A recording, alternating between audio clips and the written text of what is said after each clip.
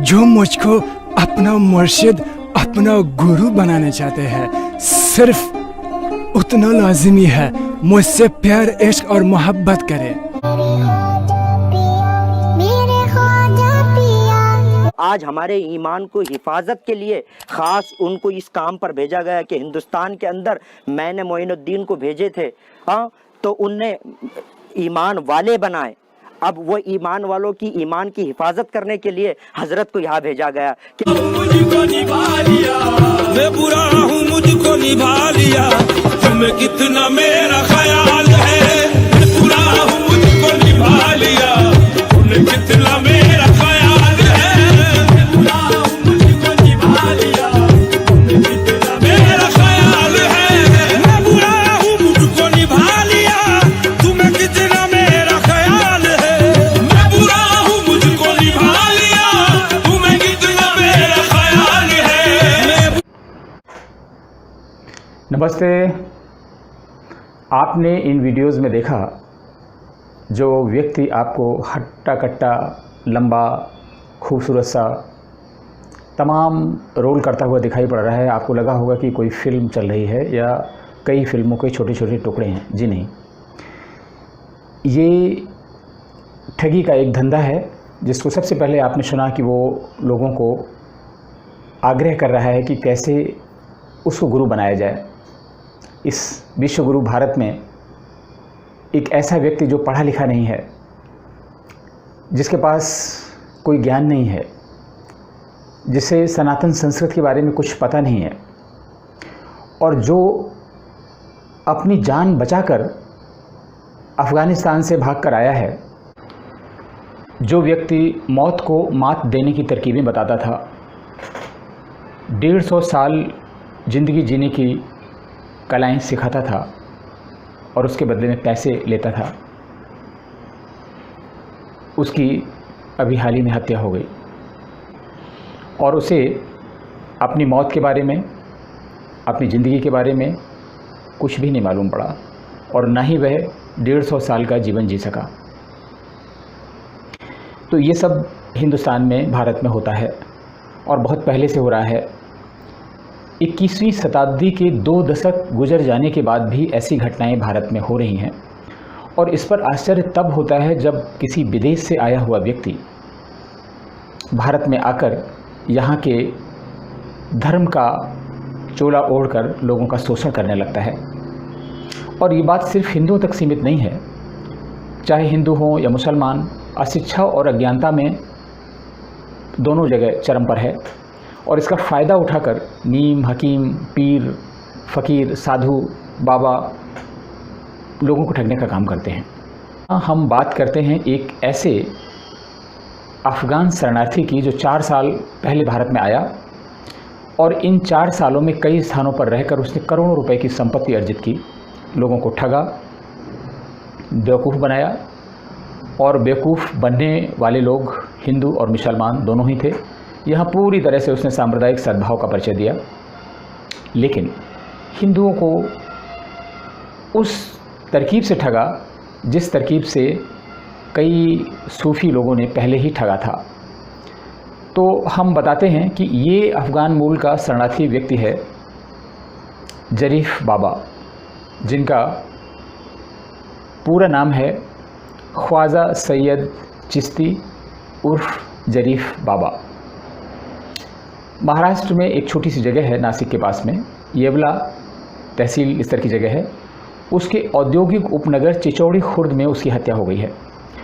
और इसलिए यह लुटेरा बाबा, फ्रॉडस्टर, धूर्त और चालाक फ़कीर एक बार फिर सुर्खियों में आ गया है। आप देखें, भारत सरकार ने जो शरणार्थियों के लिए जो गाइडलाइंस जारी की थी उसमें 4 साल पहले भारत आया और कारण यह दिया था कि तालिबान उसकी जान के पीछे पड़े हैं, उसकी जान को ख़तरा है और मानवीय आधार पर उसको भारत में शरण दे दी गई।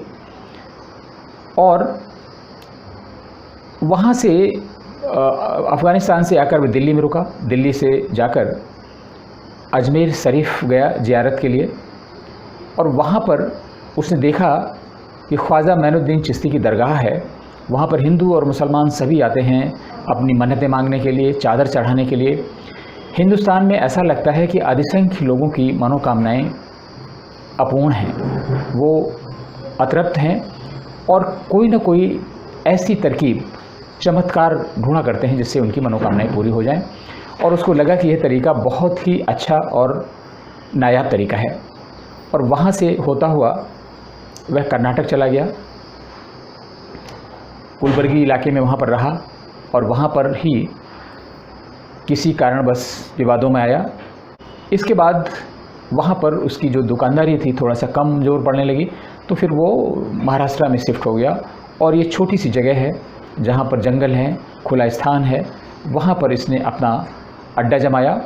और साल में हमेशा जब भी कहीं बड़ी जगहों पर उर्स लगते थे, चाहे वो अजमेर शरीफ हो, चाहे वो निज़ामुद्दीन औलिया दिल्ली की दरगाह हो, कर्नाटक में, मुंबई में, जहाँ कहीं भी उसे मौका लगता था जाता था।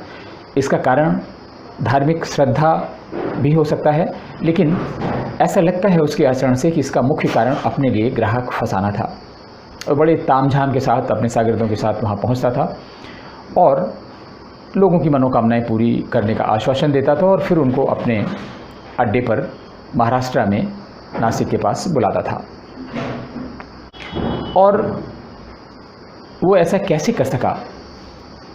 ये जो व्यक्ति है बहुत अधिक उम्र का नहीं था, 30 से 35 वर्ष इसकी आयु थी। जब आया था उसमें 27-28 वर्ष का था, गोरा चिट्टा, 6 फुट का नौजवान, और कपड़े बिल्कुल सूफी लोगों की तरह राजसी ठाट बाट से रहता था, और उसका स्टाइल और अंदाज बिल्कुल फिल्मी था, जिससे लोग बहुत आकर्षित होते थे। भारत में यह भी आकर्षण का केंद्र है, चाहे वो फिल्मी सितारे हों, कहीं के भी सितारे हों, कुछ भी अनयूजुअल है तो लोगों को बहुत अच्छा लगता है। लेकिन वह बहुत ही तेज़ दिमाग और शातिर किस्म का व्यक्ति था, बहुत ही हाईटेक था और हमेशा अपने आप को अपडेटेड रखता था। उसने YouTube पर कई चैनल बनाए थे और लगभग 2.5 लाख से अधिक उसके सब्सक्राइबर थे। फेसबुक पर उसके 5 लाख से अधिक विभिन्न चैनलों में सब्सक्राइबर हैं, और इस तरीके से वह इंस्टाग्राम, व्हाट्सएप, कई जगहों से जुड़ा रहता था और अपने बारे में इतना प्रचार करता और करवाता था कि लोग स्वतः उसकी तरफ आकर्षित होते चले आते थे। ये तो उसकी थी मार्केटिंग स्ट्रेटजी। यह नकली फ़कीर बाबा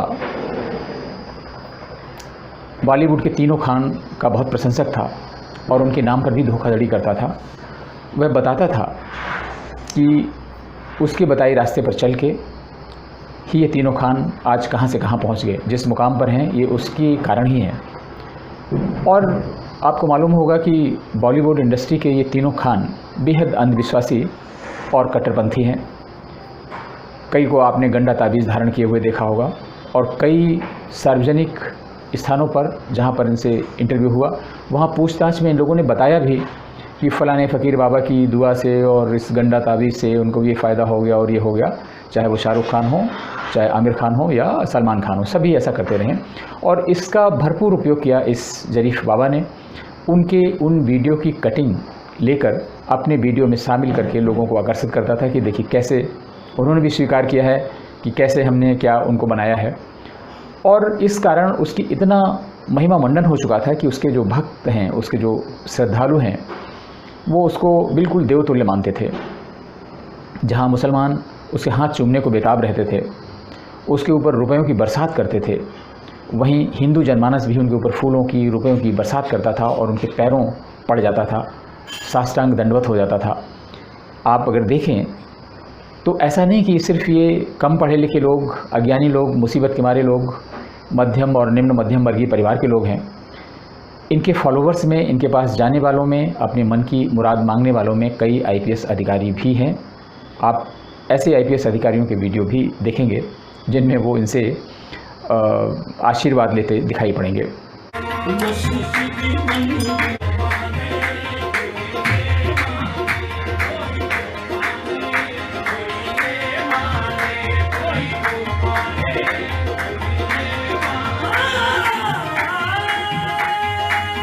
जो नकली लोग होते हैं वो हमेशा बहुत सचेत रहते हैं और उपलब्ध साधनों का भरपूर उपयोग करते हैं। ये राजनीतिक व्यक्तियों की अपने कमरे में फ़ोटो भी लगाता था और आप इससे समझ सकते हैं कि जैसे ही महाराष्ट्र में एकनाथ शिंदे ने मुख्यमंत्री की शपथ ली, अपने कमरे में इसने एकनाथ शिंदे की फ़ोटो लगा ली और उसकी हत्या के बाद एकनाथ शिंदे वाली फ़ोटो ही वायरल हो रही है, जबकि ये हो सकता है कि एकनाथ शिंदे से इसका दूर दूर का नाता नहीं होगा, क्योंकि कोई भी उनकी फ़ोटो अपने कमरे में लगा लेगा और इसमें तो उनका जोर नहीं है। तो ये जो जरीफ बाबा था, सारे लटके झटके इस्तेमाल करके बहुत सारी चीज़ें बताता था। इसके काम क्या थे? वह लोगों को मौत को मात देने के नायाब तरीके बताता था और लोग बहुत खुश होते थे। अपने बच्चों, बुज़ुर्गों, महिलाओं और उन सब के लिए बीमारी से ठीक करने के दुआ लेने के लिए आते थे और वह बच्चों, बुज़ुर्गों को सबके सर पर हाथ रखकर, पीठ पर हाथ फेर कर उनका उपचार कर देता था। अब वो ठीक होते थे नहीं होते थे ये तो एक अलग बात है। तंत्र मंत्र के माध्यम से वो हिंदुओं को भी आकर्षित करता था और मुसलमानों को, दोनों को जो भी तरीका अच्छा लग सकता है, आप किस तरीका को पसंद करते हैं, उसी विधि से वह उनका उपचार करता था। और आप कह सकते हैं कि हिंदू और मुसलमान दोनों को ही अलग अलग तरीके अपनाकर बेवकूफ़ बनाता था। और जब आदमी पैसा कमाने लगता है तो उसकी जितना मिलता है उससे ज़्यादा उसकी भूख बढ़ती जाती है। कुछ दिन पहले ही उसने कीमती रत्न बेचने का धंधा भी शुरू कर दिया था और यह धंधा कीमती रत्न बेचने का नहीं था, लोगों को बेवकूफ़ बनाने का एक और तरीका था। वह लोगों को बताता था कि आप अपना नाम बताइए, आपके नाम से हम विशेष तरह का स्टोन बनवाएंगे और फिर वो स्टोन उन लोगों को भेजता था जिसकी बहुत महंगी कीमत वसूल करता था। जिक्र हज़म का अंगूठी लखे स्टोन पत्थर एक ऐसा पत्थर है जिसमें जिक्र हज़म उस पर दम हो जाते हैं। उसके जो कारनामे थे और जिस तेज़ी से उसकी वित्तीय स्थिति बदल रही थी और जो उसके ऐशो आराम के साधन हो रहे थे, इस पर आईबी की नज़र थी, क्योंकि एक तो वो अफ़गान शरणार्थी था और उसके वीज़ा की अवधि ख़त्म हो जाने के बाद उसने वीज़ा के लिए अप्लाई भी किया था और भारत सरकार ने 2 साल का वीज़ा उसको और बढ़ाकर दिया था। लेकिन आईबी उसको समझने की कोशिश कर रहा था, बीच बीच में स्थानीय पुलिस से रिपोर्ट भी लेता था, लेकिन पुलिस ने इस पर इस ढंग से कार्रवाई नहीं की कि ये क्या कोई शरणार्थी, विदेश से आया हुआ शरणार्थी ऐसा भी कर सकता है, इस तरह का व्यापार और इस तरह से लोगों को बेवकूफ़ बनाने का काम कर सकता है। लेकिन जब पुलिस वाले खुद ही उसके मुरीद थे तो फिर भला उसके खिलाफ़ एक्शन कौन लेता। उसने अपने आप को, जैसे कि उसके नाम में चिश्ती जुड़ा हुआ है, अपने आप को मोइनुद्दीन चिश्ती यानी ख्वाजा मोइनुद्दीन चिश्ती जो अजमेर शरीफ के, उनसे जोड़ा और बताया लोगों को यह उनका वंशज है। और उसके जो शागिर्द थे उसके कार्यक्रमों में, सार्वजनिक जगहों पर ये बताते थे कि ख्वाजा मोइनुद्दीन चिश्ती ने भारत में दीन को स्थापित किया, भारत में ईमान लाए।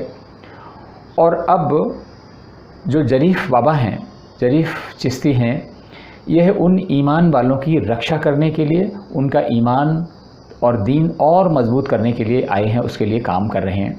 और जब उसने इस तरह के कार्य शुरू किए तो स्वाभाविक है, भारत में तो विदेश से मिलने वाले चंदे इस्लामिक कार्यों के लिए बहुत होते हैं, तो इसको विदेशों से भी चंदा मिलने लगा था। अब उसके जो राज हैं वो खुल रहे हैं। आसपास वालों ने, मोहल्ले वालों ने, जो लोग उसको जानते थे, सब अब उसके राज उगल रहे हैं। और जैसे ही कोई सुर्खियों में आता है तो फिर उसका विश्लेषण होता है। उस विश्लेषण में पता चला कि इसने कितने लोगों को ठगा। और ये घटना, ये चीज़ रेखांकित करती है कि भारत अभी भी अंधविश्वास का बहुत बड़ा बाज़ार है और इस अंधविश्वास में लोगों की अतृप्त इच्छाएं, मनोकामनाएं पूरी करने के लिए अगर कोई ऐसा तंत्र मंत्र और चमत्कार की विधि बता सकता है तो लोग कुछ भी करने के लिए तैयार हो सकते हैं। और इसी का फ़ायदा बहुत लोगों ने उठाया। बहुत सारी दरगाह हैं, बहुत सारे साधु महात्मा हैं फर्जी, और उनमें से एक नाम इसका भी जुड़ा। इसलिए आप सावधान रहें, सतर्क रहें और ऐसे किसी झांसे में ना आएँ, किसी के फर्जी कार्यकलापों में ना फंसें। जो भी कुछ घटना हो उसको तर्क संगत ढंग से विचार करें और वैज्ञानिक ढंग से सोचें और वैज्ञानिकता की कसौटी पर कसें कि क्या ऐसा संभव है, और फिर इस झोला छाप डॉक्टर, नीम, हकीम और फर्जी लोगों से बचने का उपक्रम करें। अन्यथा आप यूं ही लूटते पिटते रहेंगे। और ये व्यक्ति जिसने ये किया, आप सोचिए, अभी हो सकता है कि ये इसके कुछ और कारनामे, देश विरोधी कारनामे भी सामने आ जाएं। तो देश विरोधी कारनामे से भी अगर आप सोचें कि आपसे मतलब नहीं, लेकिन जो लोग इस तरह के, ये अकेला बाबा नहीं है, जो लोग इस तरह के कारनामों से उनसे सावधान रहें। और जब आपका अंधविश्वास का बाज़ार बड़ा है तो ऐसे जाने कितने लोग इस इंतज़ार में बैठे हैं कि कब आपको चूना लगा दें चमत्कार दिखा के। आप सावधान रहें, इनसे बचें, अंधविश्वास से बचें। जो भी कुछ ऐसे हैं उसको एक दूसरे से विचार विमर्श भी करें, और विचार विमर्श करने के बाद सोचें क्या अच्छा है क्या बुरा है। नमस्ते।